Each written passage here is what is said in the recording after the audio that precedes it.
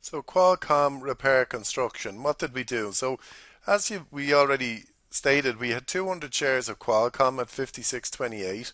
So part one was to effectively double up on our Qualcomm position, but without actually buying the shares themselves. So what we did was we bought two call option contracts at the $48 strike, and we paid out 369, and they were expiring in May. And then the second part of our trade was, because now we had effective control over 400 shares of Qualcomm, we effectively sold four covered calls at the 52.50 strike price, and we received in 166 for that.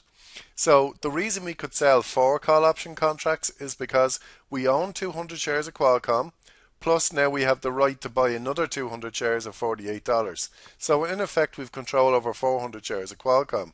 So we're perfectly entitled to sell four covered call option contracts. So now we can work out what the cost of our repair was. Well, the cost of our repair is the cost of buying the calls minus the income from selling our covered calls.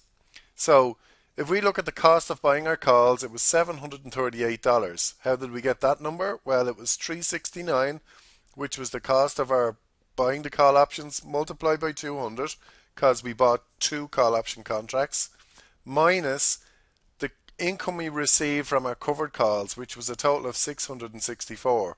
So remember, we sold four covered calls and we took in 166. So that's 400 times 166, which is 664. So our net cost for implementing this repair strategy was only $74. So now what we've got to do is go and demonstrate, well, whatever correct, what does it mean if we actually get to 5250 by May? So we'll go on and describe that now for you.